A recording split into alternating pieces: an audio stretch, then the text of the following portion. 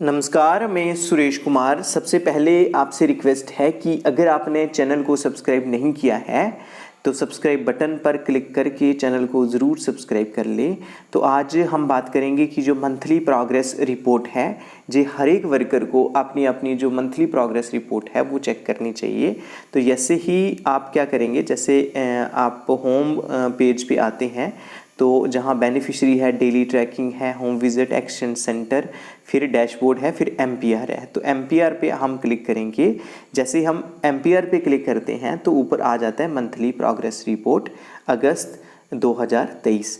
तो जहाँ पे जो बताया गया कि बेनिफिशरीज जो हैं, टोटल एक्टिव बेनिफिशरीज इस पर्टिकुलर आंगनवाड़ी सेंटर में 26 है और एक जो है जो लास्ट मंथ में अगस्त मंथ में रजिस्टर किया था। और उसके बाद जहाँ पे आंगनवाड़ी सेंटर माइग्रेशन आता है, इनएक्टिव जहाँ डेड वगैरह है, माइग्रेट आउट कोई है तो नहीं है, जी आपने आप चेक कर सकते हैं। उसके बाद आप सप्लीमेंट्री न्यूट्रिशन की जो डिटेल है वो चेक कर सकते हैं। टोटल एलिजिबल बेनिफिशरीज 25 हैं और 24 beneficiaries provided THR/HCM for at least 21 days. तो आपने कोशिश करनी है कि जे आपका एस्पेक्ट जो है जे 25 में से 4 है, आपने कोशिश करनी है 24 है तो आपने कोशिश करनी है कि 25 के जो बेनिफिशरीज हैं उनको 21 डेज से अबव HCM या THR दिया जाए, क्योंकि वो 21 डेज जो हैं वो कंपलसरी हैं। तो सबसे पहले एक बात क्लियर करते चलें कि कुछ एक आंगनवाड़ी वर्कर्स ये पूछ रही थी कि MPR कैसे भरनी है। तो आपने कोई MPR भरनी नहीं है, ये जो MPR है ये ऑटोमेटिकली जनरेट हो जाएगी। अब जहाँ पे बात चल रही थी सप्लीमेंट्री न्यूट्रिशन की कि टोटल एलिजिबल जहाँ 25 बेनिफिशरीज हैं उसमें 24 बेनिफिशरीज हैं जिनको THR और HCM/HCM 21 दिन से ऊपर दिया गया है। दैट मीन्स एक बेनिफिशरी जहाँ पे ऐसा है जिसको जो THR/HCM है वो जो है वो 21 दिन से कम दिया गया है। तो आपने ये थोड़ा सा ध्यान रखना है। तो कुछ एक जो आंगनवाड़ी वर्कर्स थी वो ये भी पूछ रही हैं कि उनके आंगनवाड़ी सेंटर में न्यूट्रिशन आइटम्स जो हैं वो ख़त्म हो चुकी हैं, तो उस केस में आप क्या कर सकते हैं। तो अगर वहाँ पे आपके आंगनवाड़ी सेंटर में राइस हैं तो आप उस केस में जो THR वगैरह है वो राइस के वो दे सकते हैं। और सेकंड जो HCM है उनको राइस प्लस जो आपका जो पोषण वाटिका है वहाँ से जो सब्जियां वगैरह होंगी वो लेके बना के जो बच्चों को दे सकते हैं। तो एक प्रोविज़न ये भी है कि आप कुछ एक जो आइटम्स हैं वो बारो कर सकते हैं। तो जैसे ही आपको न्यूट्रिशन मिलेगा वो आप वो आइटम्स जो हैं वो वापस कर सकते हैं। लेकिन कोशिश यही होनी चाहिए कि न्यूट्रिशन जो बच्चों का एटलीस्ट जो हार्ड कुक्ड मील है वो मिलना चाहिए। फिर भी अगर कोई मतलब हर एफर्ट्स आप लगा देते हैं तो फिर भी आपके पास कोई न्यूट्रिशन आइटम नहीं होती है तो उस केस में नेचुरली आप फिर कैसे भर सकेंगे, फिर तो आप नहीं भर सकते हैं। तो उस केस में आप फिर उसी केस में आपने जो THR है वो HCM है वो नहीं भरना है। अदरवाइज़ कोशिश करनी है कि आपका अपनी तरफ से 100% एफर्ट्स होने चाहिए कि जो बेनिफिशरीज़ को एटलीस्ट जो है हार्ड कुक्ड मील है, जो बेनिफिशरीज आंगनवाड़ी सेंटर में आए हुए हैं उनको हार्ड कुक्ड मील वगैरह मिल जाए। तो होपफुली कि जल्द ही जम्मू कश्मीर में जो फंड्स हैं न्यूट्रिशन के रिलेटेड ये और 5-7 दिन में रिलीज़ हो जाएंगे। तो ये जो न्यूट्रिशन आइटम्स वगैरह हैं वो परचेज़ हो भी जाएंगी। उसके बाद जहां आप डेज़ देख सकते हैं, डेज़ ऑफ THR प्रोवाइडेड, तो ये 322 जो डेज़ हैं, ये टोटल डेज़ हैं। ये क्या होता है, total number of beneficiaries multiplied by number of days. जैसे जहाँ 14 बेनिफिशरीज है तो कितने डेज सेंटर लगा है, कितने डेज उन इन बेनिफिशरीज को न्यूट्रिशन दिया है तो वो मल्टीप्लाई करेंगे तो वो जो number of days THR provided वो आ जाता है। तो वैसे ही है कि जो HCM कितने बेनिफिशरीज को दिया गया है।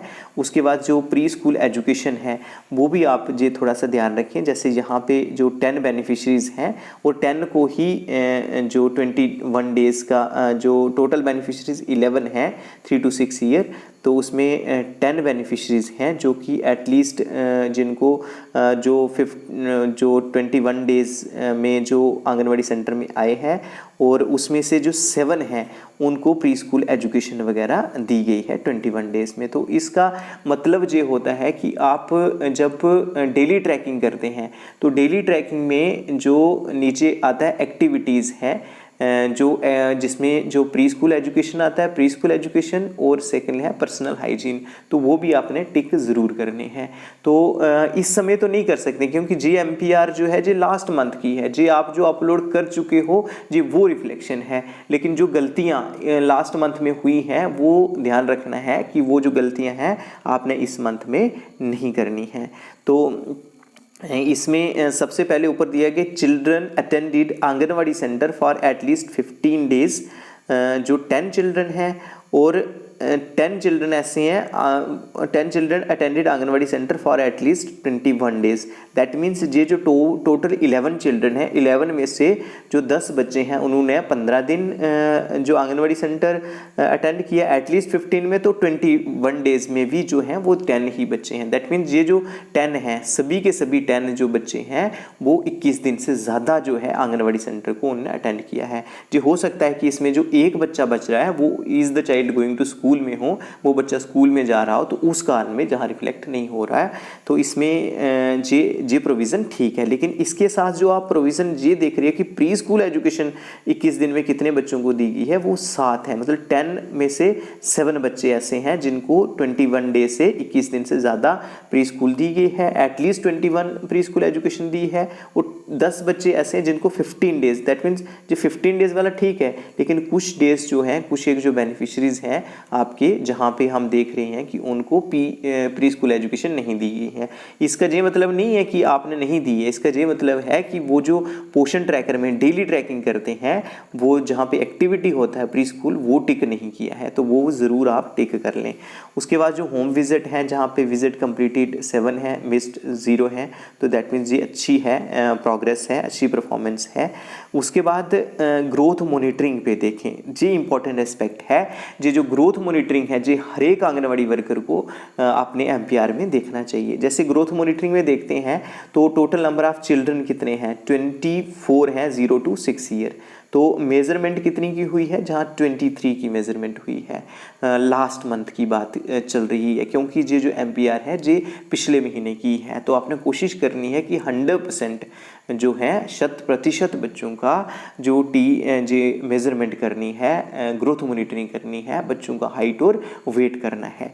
तो आप जो सेकेंड एस्पेक्ट जहाँ पे जो है ग्रोथ मॉनिटरिंग में वो ये है कि आपने देखना है कि कोई बच्चे सीवियरली स्टंटेड तो नहीं है, कोई बच्चे मॉडरेटली स्टंटेड तो नहीं है, कोई बच्चे अंडरवेट तो नहीं है। तो यहाँ पे जैसे हम इस पोषण ट्रैकर में देख रहे हैं, जो मंथली प्रोग्रेस रिपोर्ट है, जो पर्टिकुलर मैम है इनकी जो पोषण ट्रैकर है उसमें मंथली प्रोग्रेस रिपोर्ट में जो ग्रोथ मॉनिटरिंग है उसमें आ रहा है कि टोटल बच्चे 0 से लेके 6 साल तक 24 हैं, उनमें से 23 की मेज़रमेंट हुई है। तो जहाँ एक बात ये है कि आपने ध्यान रखना है कि 24 में से 24 की मेज़रमेंट करनी थी, पिछले महीने का हो चुका है, नेक्स्ट टाइम आपने ये ध्यान रखना है। दूसरा जहाँ पे आ रहा है सीवियरली स्टंटेड 3 बच्चे हैं, मॉडरेटली स्टंटेड 7 बच्चे हैं, और आगे ओबीस मतलब ओबेसिटी 0 को है, ओवरवेट भी 0 है, सीवियरली अंडरवेट 0 है, मॉडरेटली अंडरवेट 2 है, सैम 0 है, और मैम चिल्ड्रन 0 है।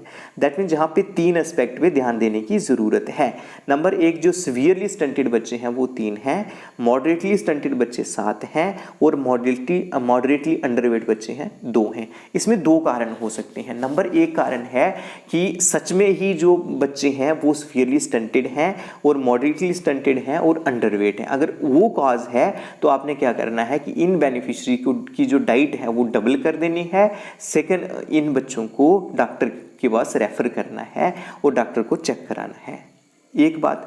दूसरी बात ये है कि ये भी हो सकता है कि बच्चा तो नॉर्मल था लेकिन गलती के कारण जो हमारी आंगनवाड़ी वर्कर हैं उन्होंने जो हाइट है या वेट है वो कम चढ़ा दिया है, तो उस केस में आगे हैं तो वो गलती जो है वो आपने इस मंथ में आप क्या कर सकते हैं कि उसको दोबारा से उसको ठीक कर सकते हैं।